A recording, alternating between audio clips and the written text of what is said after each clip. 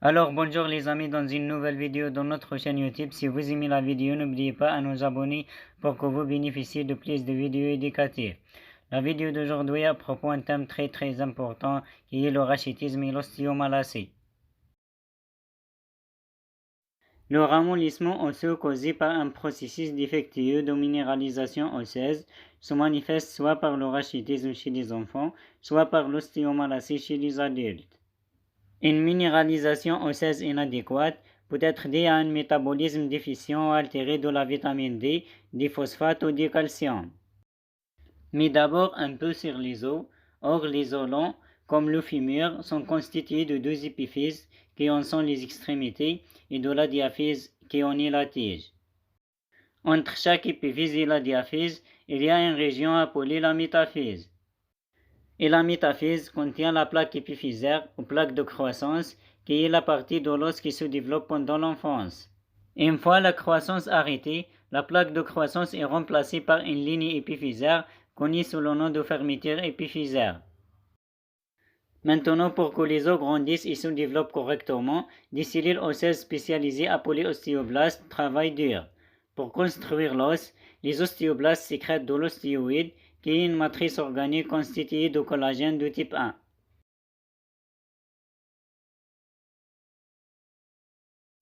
Ces fibres de collagène sont la charpente du travail des ostéoblastes. Les ostéoblastes déposent ensuite des cristaux de calcium et de phosphate dans la charpente. Ce processus s'appelle la minéralisation osseuse et confère de la force aux os en croissance. La minéralisation osseuse dépend d'une enzyme appelée phosphatase alcaline qui augmente en réponse à l'activité des ostéoblastes. Ainsi, en fin de compte, les os sont comme un entrepôt de stockage de calcium et de phosphate. Désormais, les taux de calcium et de phosphate dans les os, mais aussi dans le sang, sont régulés par la vitamine D et l'hormone parathyroïdienne ou PTH. En ce qui concerne la vitamine D, deux étapes sont nécessaires pour un métabolisme optimal. Premièrement, il doit y avoir suffisamment de vitamine D dans le corps, soit à partir de la nourriture, soit créée dans la peau en réponse à l'exposition au soleil. Deuxièmement, la vitamine D doit devenir métaboliquement active et ce processus comporte également deux étapes. Le premier se produit dans le foie où la vitamine D inactive est convertie en 25-hydroxyvitamine D par l'enzyme 25-hydroxylase. La 25-hydroxyvitamine D se déplace ensuite vers les reins où l'enzyme 1-alpha-hydroxylase la convertit en 1,25-hydroxyvitamine D au calcitriol, qui est la forme active de la vitamine D. Le calcitriol augmente la réabsorption tubulaire rénale du calcium, ce qui diminue la perte de calcium dans les urines. Il augmente également l'absorption intestinale du calcium et du phosphate. Enfin, l'hormone parathyroïdienne augmente la réabsorption du calcium et réduit la réabsorption du phosphate par les reins, donc plus de phosphate est excrété par l'urine. Maintenant, quand il n'y a pas assez de vitamine D active, de calcium ou de phosphate, il y a une minéralisation inadéquate. Cela signifie que les ostéoblastes n'ont pas assez de calcium et de phosphate pour se déposer dans la matrice organique. Chez les enfants, parce que les plaques de croissance ne se sont pas encore fermées, cela entraîne un ramollissement des os, une croissance altérée des os et des malformations osseuses. Chez les adultes, où les plaques épiphysaires se sont déjà fermées, elles ne provoquent qu'un affaiblissement et un ramollissement des os qui les rend plus faciles à fracturer. Maintenant, la carence en vitamine D est la cause la plus fréquente de rachitisme et d'ostéomalacie. Les causes de la carence en vitamine D comprennent la malabsorption intestinale qui peut être observée avec la maladie cœliaque ou la maladie de Crohn. Une exposition insuffisante aux rayons ultraviolets comme chez des personnes âgées confinées à la maison. Les médicaments comme la phénitoine, un anticonvulsivant, utilisent les enzymes hydroxylase des foies et des reins pour leur propre métabolisme. Donc surtout avec une utilisation à long terme, il n'y a pas assez de vitamine D générée. Et enfin, il y a les maladies du foie et des reins. Par exemple, le rachitisme ou l'ostéomalacie peuvent survenir dans les maladies chroniques du foie en raison de l'incapacité du foie à transformer la vitamine D inactive en 25-hydroxyvitamine D. Il en va de même pour les maladies rénales chroniques, où les rats ne peuvent pas transformer la 25-hydroxyvitamine D en 1,25-hydroxyvitamine D.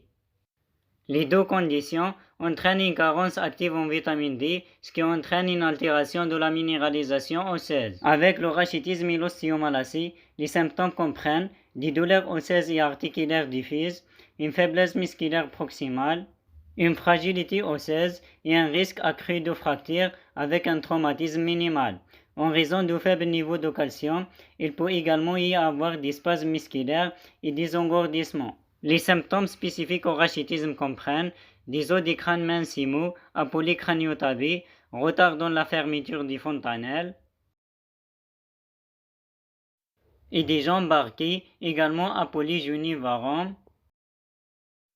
Il peut également y avoir un os frontal élargi et proéminent et en cas de maladie grave, un abdomen sciant. De plus, un chapelet rachitique peut être vu si à ce moment que de petites bosses apparaissent le long de la poitrine, en raison de l'élargissement de la jonction entre les côtes et le cartilage costal devant la cage thoracique.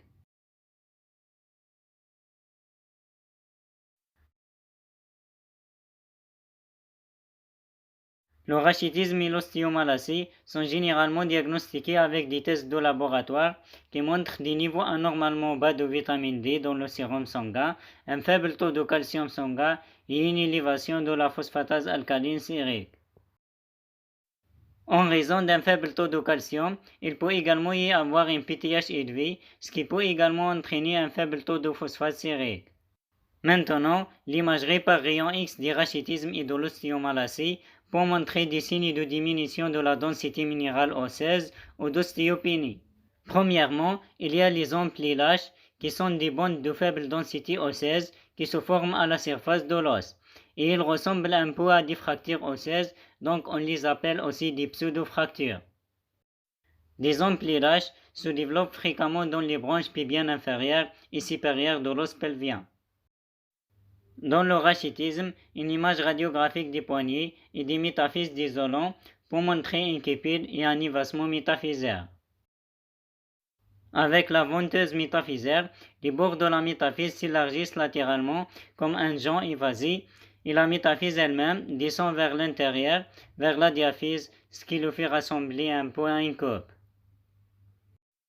Une autre découverte au rayon X dans le rachitisme est l'effilochage métaphysaire. Au lieu que la surface métaphysaire apparaisse lisse, elle apparaît floue et irrégulière.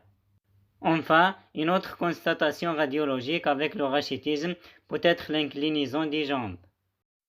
Le traitement du rachitisme et de l'ostéomalacie implique généralement une supplémentation orale en vitamine D, ainsi que le traitement de la cause sous-jacente, qui peut être toute affection affectant les organes responsables de l'activation de la vitamine D. De plus, les mesures préventives comprennent la supplémentation en vitamine D pendant la grossesse et l'administration de gouttes de vitamine D aux nouveau-nés et aux nourrissons. D'accord, pour résumer rapidement, le rachitisme et l'ostéomalacie sont des conditions dans lesquelles le ramollissement des os se produit en raison d'une carence en minéraux ou d'un manque de vitamine D.